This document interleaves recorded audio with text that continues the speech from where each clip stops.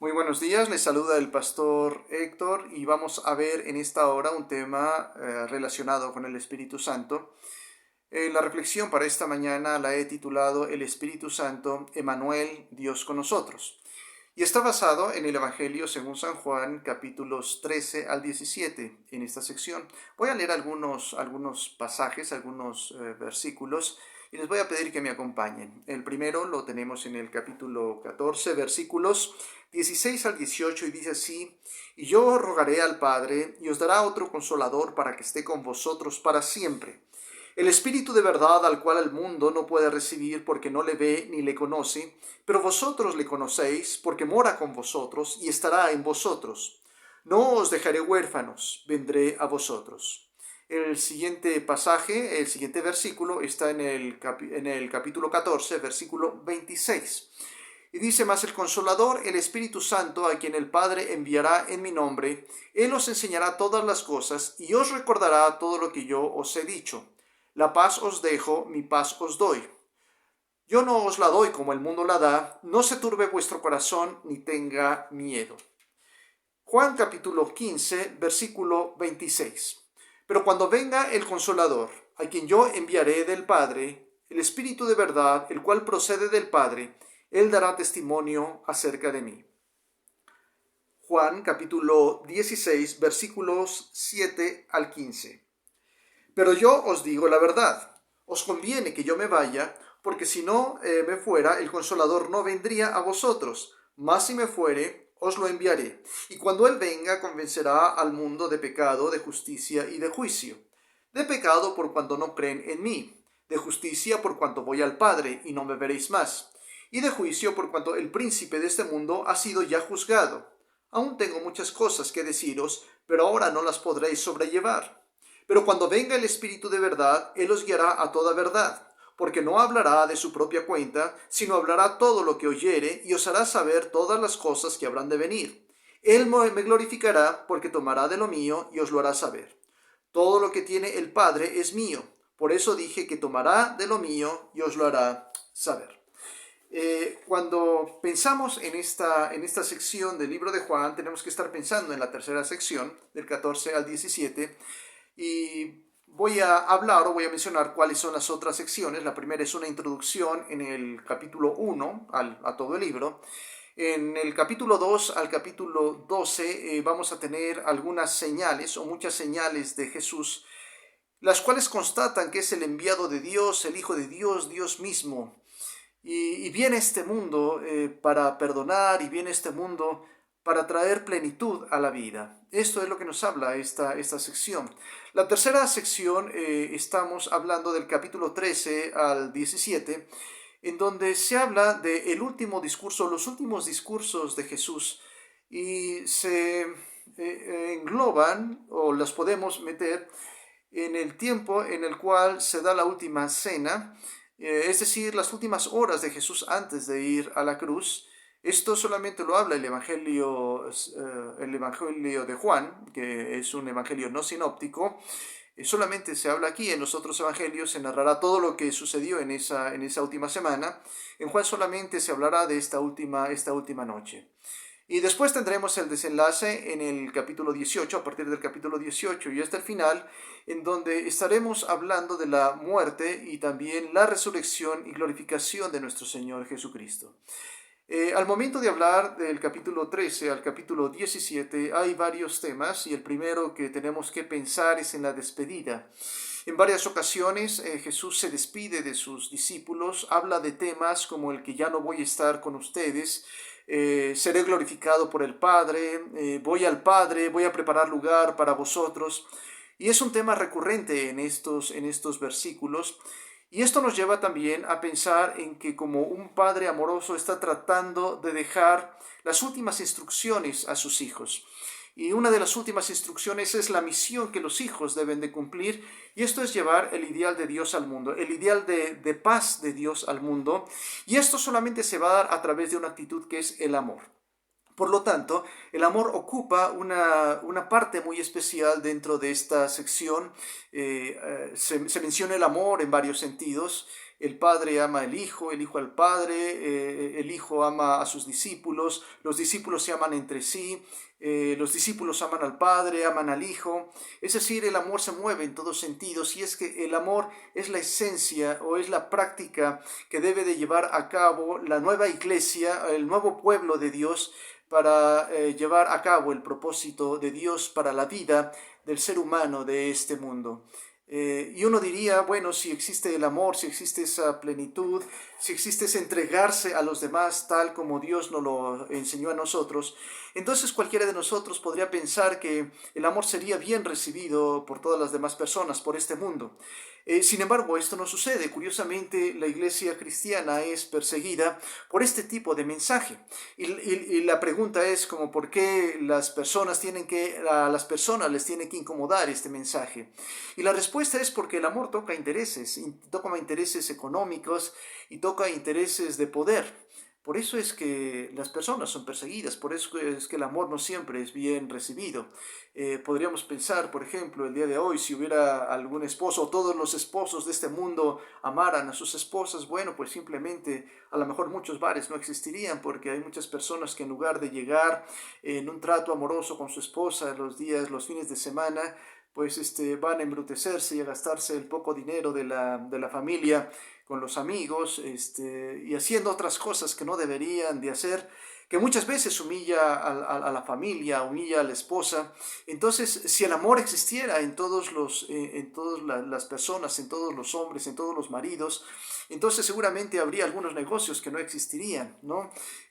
Si un hijo amara a sus padres y se amara a sí mismo, su propio cuerpo, seguramente cuando alguien le fuera a ofrecer droga a este muchacho, pues seguramente no la aceptaría, por amor otra vez a sí mismo, por amor a Dios, por amor a sus padres, no lo haría. Entonces habría muchos negocios ilícitos que si el amor no existiera, que como el amor existe, entonces no se pueden llevar a cabo o incomodan. Por lo tanto, entonces todo aquello que tiene que ver con el egoísmo, todos aquellos negocios, todo aquello que tiene que ver con el poder, y que de alguna forma ensalza a las personas o les da determinado poder, si existiera el amor, muchas de esas cosas no existirían. Por lo tanto, las personas que están en el poder o las personas que tienen este negocio tratarán de opacar o tratarán de confrontar o ir contra todo aquello que vaya contra estos negocios, contra esta forma de pensar. Y el amor es algo de esto, y las personas que proclamen el amor, entonces hay que atacarlas. Por eso el cristianismo ha sido atacado durante mucho tiempo. Y no solamente el cristianismo, puedo pensar en los profetas en el Antiguo Testamento. Ellos predicaban el amor de Dios hacia su pueblo, y le instaba al pueblo a que ellos se arrepintieran y que regresaran a sus casas, regresaran a sus familias, regresaran a Dios. Pero muchos de ellos fueron muertos, fueron perseguidos, fueron apedreados en el Antiguo Testamento. Cuando viene nuestro Señor Jesucristo, Jesucristo habla del amor y también Jesucristo es perseguido. No conviene a los intereses de los altos funcionarios judíos. Igual sucede entonces con la primera iglesia, con los primeros apóstoles. Hay que recordar que los apóstoles murieron de formas cruentas, y solamente fue por predicar el amor de Dios. Y toda la primera iglesia de los primeros 3 siglos sucedió entonces exactamente lo mismo. Por lo tanto, esto me hace pensar en un tercer tema, en estos capítulos 13 al 17, y es la persecución. Y la persecución es un tema recurrente también en estos tres capítulos, por la misión que estos discípulos tratan de hacer a través del amor, llevando la paz de Dios a las diferentes personas. Y entonces esto nos lleva a un problema, o lleva un problema a los discípulos, porque mientras Jesús estaba con ellos, Jesús los podría animar a cumplir con esta misión. Pero en poco tiempo Jesús ya no estaría con ellos, y entonces ellos se quedarían solos, y esa soledad o esa sensación de ser un pueblo, un grupo acéfalo, les podría llevar a desanimarse. Pero bueno, entonces el libro de Juan toca el cuarto tema, y el cuarto tema tiene que ver con el Espíritu Santo. Y entonces uno de los pasajes que hemos visto en esta hora dice: no los dejaré huérfanos. Iré y vendré a vosotros. Y es cierto, iría al Padre y regresaría, sería glorificado, Y más adelante sería glorificado el Señor Jesucristo, pero Él dejaría al Espíritu Santo, Él dejaría al Espíritu en su lugar y en ese sentido no quedaría huérfana la iglesia. Por lo tanto, entonces el Espíritu Santo se convierte en el cuarto tema de los capítulos 13 al 17, en los cuales estaremos reflexionando el día de hoy. Bueno, pensemos un poco lo que el Espíritu Santo hace con su pueblo, con la iglesia. ¿Cuál es la participación del Espíritu Santo en la vida del creyente? Voy a estar tocando algunos versículos, sobre todo del capítulo 16. Hemos leído al principio una serie de versículos en el capítulo 14, en el 15 y en el 16, pero me voy a enfocar un tanto en el 16 y solamente al final voy a tocar algo del capítulo 14. Y cuando hablo del 16 me voy a ir al versículo 12, a partir del versículo 12, donde dice: aún tengo muchas cosas que deciros, pero ahora no las podréis sobrellevar. Versículo 13, pero cuando venga el Espíritu de verdad, Él os guiará a toda verdad, porque no hablará de su propia cuenta, sino hablará todo lo que oyere. Hay que notar lo que dice aquí. Cuando venga el Espíritu de verdad, Él os guiará. Y la pregunta es, ¿a quién se está refiriendo? Él os guiará. Va a guiar a los creyentes, aquellos que hayan ofrecido su vida para servir a Dios, aquellos que han reconocido a Jesucristo como el Mesías, aquellos que han pensado en la misión de Dios para este mundo, el mensaje de Dios para este mundo, y están dispuestos a seguirlo y a continuar con esta misión. A ellos. Y entonces a ellos les dice: cuando venga el Espíritu de verdad, os guiará a toda verdad. Qué importante. Una de las funciones del Espíritu Santo es guiarnos a toda verdad, a toda la verdad. Jesucristo había dicho: yo soy el camino, yo soy la verdad y yo soy la vida. Nadie viene al Padre si no es por mí. Esto es pertinente hoy en día. El tema de la verdad es pertinente, porque hoy en día cada uno tiene su propia verdad. ¿Lo he escuchado? Cada uno adopta determinadas filosofías y esas filosofías nos llevan a actuar de formas diferentes, de tal forma que hoy se piensa que nadie tiene la verdad, que todos tenemos verdades relativas. Sin embargo, la palabra de Dios no nos habla de una verdad más, nos está hablando de la verdad que está en Jesucristo. Y aquí dice el Espíritu Santo, el Espíritu de verdad, lo habla como el Espíritu de verdad, os guiará a toda verdad. Qué importante entonces es para el creyente tener la participación del Espíritu Santo en su vida. En un mundo como el que ya decíamos, cada uno lleva su propia filosofía de vida, su propia manera de vivir. Qué bueno es que el creyente pueda tener un lugar, pueda tener un camino, el cual tomar y que lo lleve a la verdad. ¿Para qué sirve la verdad? La verdad nos sirve para la estabilidad emocional, para nuestra felicidad. ¿Qué es lo que Dios quiere para la vida del ser humano? Quiere su plenitud. Si algo Dios quiere para nosotros es que seamos felices. Y tal fue su amor por nosotros que envió a su propio Hijo para que si nosotros creyéramos en Él, para que si nosotros adoptáramos sus ideas, entonces en esos momentos pudiéramos tener vida y pudiéramos tener vida en abundancia. La verdad de Dios, una verdad absoluta, la cual ha venido a nosotros a través del Espíritu Santo. Es cierto, físicamente Jesús ya no estaría con sus discípulos, eso es verdad. Sin embargo, estaría a través de las ideas, pero ideas que vendrían a ellos a través de la participación del Espíritu Santo en sus propias vidas. Qué importante entonces para el creyente es el ministerio del Espíritu Santo. Y lo primero que hace el Espíritu Santo es llevarnos a toda verdad, a la única verdad para que el ser humano pueda tener estabilidad en su vida, pueda tener gozo y pueda tener felicidad. Sigo leyendo lo que dice este pasaje, el capítulo 16, y entonces dice el versículo 14, me glorificará porque tomará de lo mío y os lo hará saber. Hay que recordar que algo de lo que hizo Jesús en este mundo fue darnos a conocer al Padre. Es decir, Él había tomado las cosas del Padre, Él había tomado las ideas del Padre. Bueno, no que las hubiera tomado, sino más bien que Él las tenía, simplemente porque Él conocía al Padre, porque venía del Padre, procedía del Padre. Y entonces todo lo que Jesús hacía era porque el Padre lo aprobaba, era porque el Padre lo pensaba. ¿Qué es lo que hace Jesucristo? darnos a conocer a su Padre. Al Padre nadie lo vio jamás, pero el Hijo unigénito que ha estado en el seno del Padre, Él lo ha dado a conocer. Eso nos dice Juan capítulo 1. ¿Qué es lo que hizo Jesucristo? Darnos a conocer a su Padre. ¿Cómo piensa el Padre? ¿Cómo piensa Jesucristo? ¿Cómo siente el Padre? ¿Cómo siente Jesucristo? ¿Cómo hablaría el Padre? ¿Cómo habla Jesucristo? ¿Cómo actuaría el Padre? ¿Cómo actuaba Jesucristo? ¿No? Entonces, cuando Jesucristo estuvo en este mundo, Él dio a conocer a su Padre entre sus discípulos. Pero ahora Jesucristo ya no estaría más físicamente. Y entonces la pregunta es, ¿cómo podrían los discípulos, ahora nosotros, conocer al Padre si físicamente no está entre nosotros?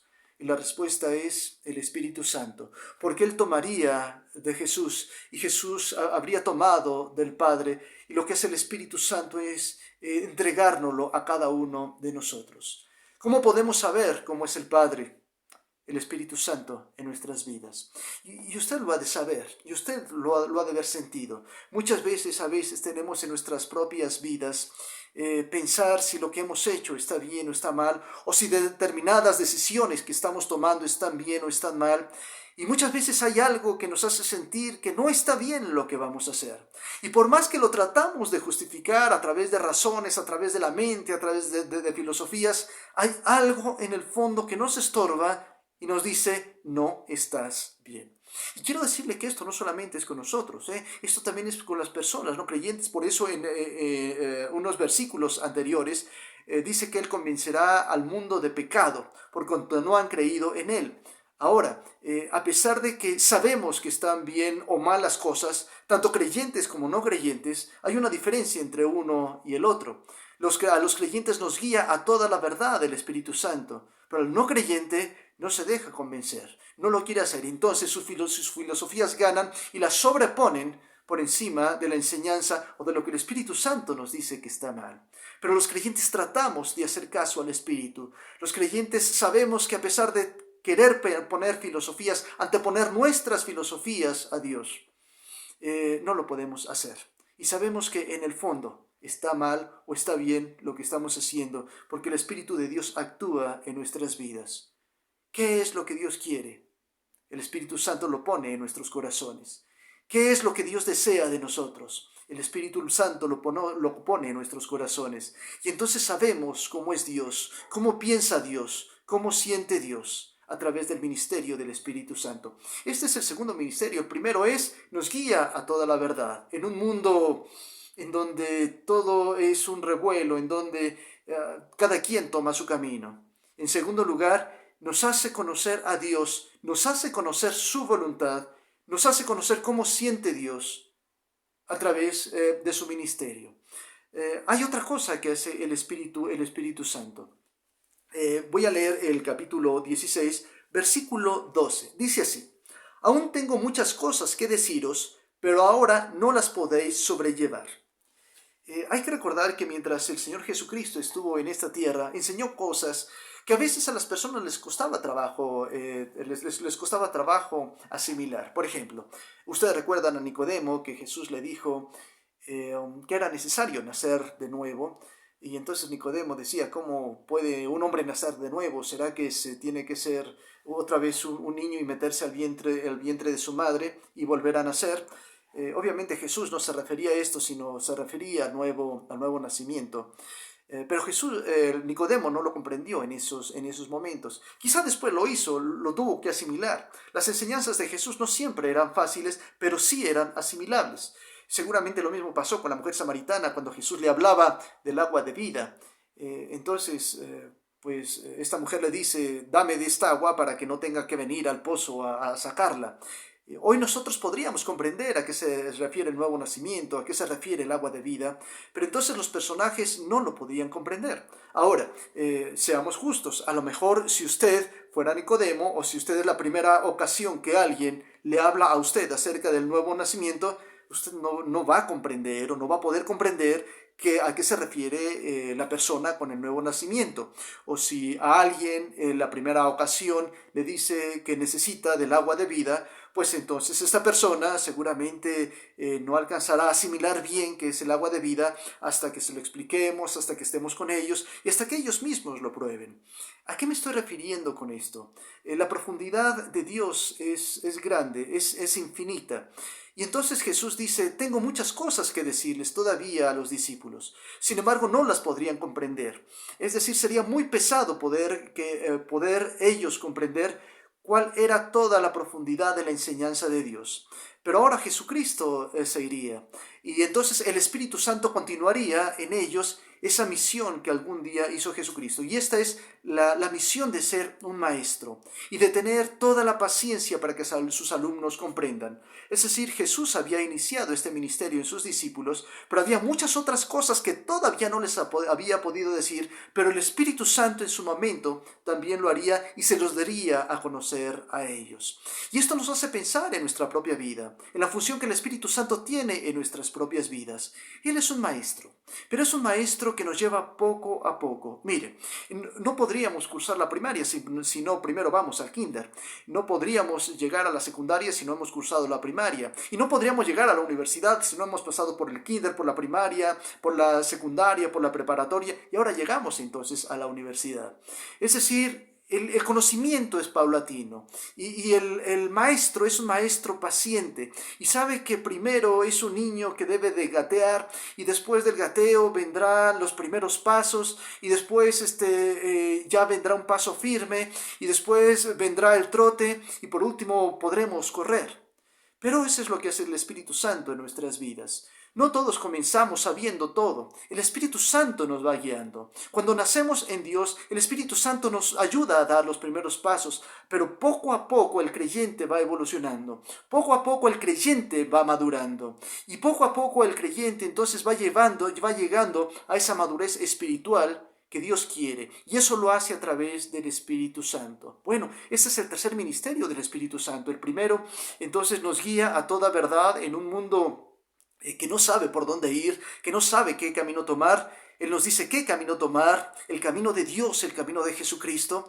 En segundo lugar, nos enseña quién es Dios, nos enseña su voluntad, nos enseña cómo es que siente Dios, cómo es que piensa Dios. Y en tercer lugar, es un maestro amoroso que tiene toda la paciencia para ayudarnos a madurar en nuestras propias vidas. Antes de continuar, déjeme pensar en algo que he reflexionado en este tiempo. Cuando hablamos del Espíritu Santo, muchas veces es un término que se ha minimizado. Es un término que muchas personas lo han puesto en menos. Hay gente que habla del Espíritu Santo, creyentes que hablan del Espíritu Santo, sin pensar realmente lo que es el Espíritu Santo, quién es el Espíritu Santo. Hay personas que no son creyentes que pues hablan sin ton ni son acerca del tema. Hay otros que incluso escarnecen o se burlan del Espíritu Santo. Y todo esto nos ha llevado a minimizar el plan, nos ha llevado a minimizar esta persona que es tan importante y que no tiene límites. Cuando hablamos del Espíritu Santo, tenemos que hablar desde Génesis hasta Apocalipsis. Por ejemplo, dice que el Espíritu Santo, el Espíritu se movía, el Espíritu de Dios se movía sobre la faz de las aguas. Génesis capítulo 1, versículo 2. Desde la creación el Espíritu Santo está allí, moviéndose en el mundo, moviéndose en la creación de Dios. El Espíritu Santo lo tenemos más adelante en los profetas. Por ejemplo, el libro de Joel nos habla de que el Espíritu Santo será derramada sobre toda carne y entonces los hijos y las hijas profetizarán y los ancianos soñarán sueños y los hijos verán visiones. Y habla de la llenura del Espíritu Santo en esta tierra, obviamente a todos aquellos que sean creyentes. El Espíritu Santo se menciona en el libro de Isaías, en el capítulo 11, diciendo que el Espíritu de Jehová estará sobre el Mesías para poder gobernar con justicia y con juicio. Es decir, ese Espíritu llena al Mesías para que pueda tener esta función. Más adelante habla del Espíritu Santo, el Espíritu de Dios, el capítulo 40, donde dice, ¿quién podrá instruir al Espíritu de Dios, al Espíritu de Jehová? Nadie, porque el Espíritu Santo comprende todas las cosas, sabe todas las cosas, por lo tanto es omnisciente. Cuando vamos al Apocalipsis capítulo 4 y capítulo 5, nos habla de los 7 espíritus de Dios, que no es otra cosa más que el espíritu total de Dios. Hay que recordar que para el pueblo hebreo, para la forma de interpretar las escrituras hebreas, sobre todo en la poesía, se habla de los números, y el 7 tiene que ver con la totalidad. Cuando habla de los 7 espíritus de Dios, está hablando la totalidad del espíritu de Dios que es enviado a toda la tierra. Entonces el Espíritu Santo es algo que ha existido y que existirá. Es la persona que ha existido y que existirá. Ha existido desde que Dios es Dios, y esto habla de eternidad. Ha existido en este mundo, ya ha creado, ha estado en la creación, ha estado en sus fieles, ha estado en este mundo, sigue en este mundo, y tiene un ministerio entre los creyentes y aún entre los no creyentes. Y tendrá un ministerio más adelante eterno. El Espíritu Santo, en el Espíritu Santo hay poder, en el Espíritu Santo hay fuerza, en el Espíritu Santo hay omnisciencia, en el Espíritu Santo hay presencia, presencia sin límites. El Espíritu Santo hay poder, el Espíritu Santo es grande, tan grande como lo es Dios, tan grande como lo es el Verbo de Dios. Hablar del Espíritu Santo para minimizarlo es un pecado, es una situación que no debería de pensar el hombre hacer. Dice la palabra de Dios y dice el Señor Jesucristo que toda blasfemia sería perdonada, pero la blasfemia contra el Espíritu Santo, todo pecado sería perdonado, pero la blasfemia contra el Espíritu Santo nunca sería perdonada. Tan importante es el Espíritu Santo en la presencia, en la mente de Dios, simplemente porque el Espíritu Santo es Dios, vive en el Dios eterno, vive en su Hijo, el Verbo que después se hizo carne. Este es el Espíritu Santo. Pero entonces, ese Espíritu tan grande, ¿cómo puede tener relación con el creyente? Bueno, ya hemos visto, nos lleva a toda verdad, nos enseña quién es Dios, porque procede de Dios, sabe perfectamente quién es Dios. Y también es un maestro que nos lleva paso a paso hasta nuestra perfección, hasta la perfección cristiana. Pensemos en la última parte de esta reflexión, y quisiera entonces ir al capítulo 14, y voy al versículo 16, en donde dice: y yo rogaré al Padre, y os dará otro consolador, para que esté por vosotros para siempre. Si usted se fijó, tanto en el capítulo 14, como en el capítulo 15, como en el capítulo 16, en los 3 capítulos nos habla del Espíritu Santo como el consolador. En la palabra griega de la cual se traduce consolador, o Juan traduce consolador, es paracleto. Y otra forma de decir paracleto es aquel que está junto a, aquel que ha sido llamado a estar junto a nosotros. ¿Qué es el paracleto? El paracleto ha sido llamado por nuestro Señor para estar junto al creyente, en todo momento, en todo instante. Y no solamente para consolar, ya lo hemos dicho, el Paracleto o el Espíritu Santo está junto a nosotros, no solamente para consolar, está para enseñar, está para redarguir, está para corregir, pero también está para consolar. Y esta es la traducción que prefiere entonces Juan. Y es una traducción tierna, es una traducción de aquella persona que necesita que Dios esté con él. La palabra de Dios ahí en el Salmo 23 dice que Él estará con nosotros en cualquier momento. Y cuando habla del Consolador, está con nosotros para consolarnos en esos tiempos de angustia, en esos tiempos de crisis. Hay que recordar que el Evangelio según San Juan fue escrito en un momento de tribulación para la iglesia.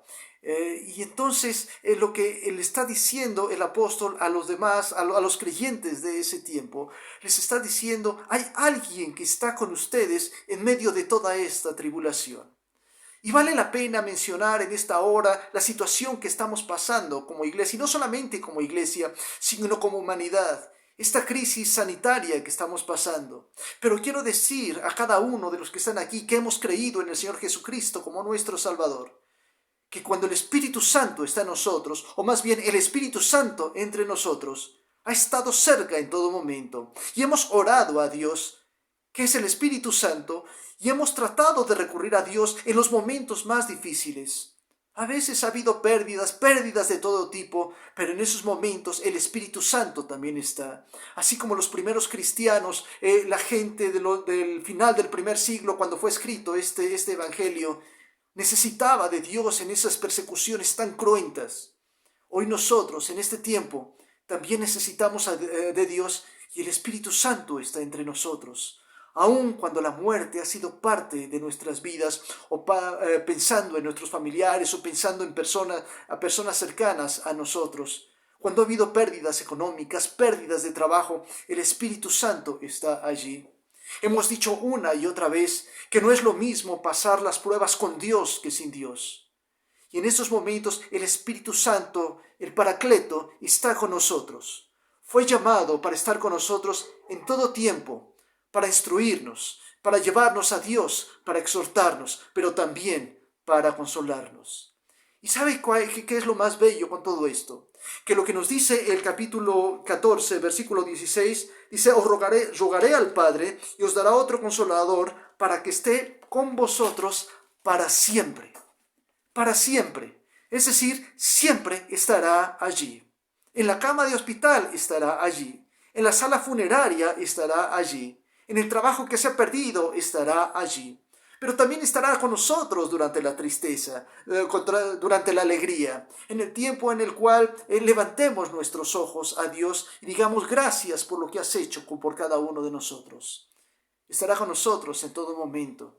Estará con nosotros cuando nosotros hagamos mal las cosas, cuando nosotros dejemos a Dios o tratemos de dejar a Dios y hagamos nuestra propia voluntad.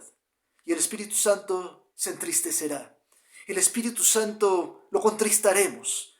La palabra en una de las epístolas de Pablo es: no contristéis al Espíritu Santo, con el cual fuimos sellados. Esto quiere decir que el Espíritu Santo se entristece, pero no nos dejará. Y aun cuando caigamos, aun cuando tropecemos y estemos caídos, a veces en situaciones graves que no hayan venido de nosotros, o que hayan venido, que nosotros mismos hayamos ocasionado por nuestra inmadurez, cuando hayamos creído, el Espíritu Santo nos tomará una vez más de la mano, nos ayudará a levantarnos y a ir adelante una vez más.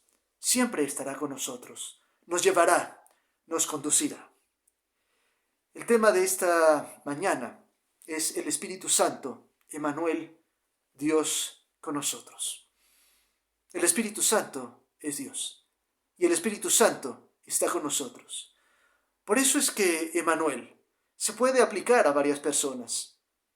Si hemos leído el libro de Isaías, en el capítulo 7, ahí se habla de Emmanuel, Dios con nosotros. Y es probable, hay alguna probabilidad de que Emmanuel sea un niño, o más bien es un niño que nació en aquel tiempo. Hay quienes piensan que pudo haber sido el hijo de Isaías. Emmanuel, Dios con nosotros. En aquel tiempo, Emmanuel estuvo con el pueblo de Dios, con el pueblo del Antiguo Testamento. Es decir, Dios estaba con ellos a través de la señal de este niño. Cuando viene Jesucristo, Jesús es el nuevo Emmanuel. Emmanuel, Dios con nosotros. Jesús estaba con su pueblo. Jesús estaba con sus discípulos, con el remanente. Jesús estaba ahí, Dios con nosotros. Pero ahora Jesús no está en carne. Sí está con nosotros a través de su Espíritu. Dios está con nosotros a través de su Espíritu. Por lo tanto, el Espíritu Santo también es Dios con nosotros. También es Emmanuel, Dios con nosotros. Pero lo más importante, mi amigo, mi amiga, mi hermano, mi hermana, más que hablar en una forma colectiva, quizá deberíamos de hablar en una forma individual. Más que pensar que Dios con nosotros es Dios conmigo. Dios contigo.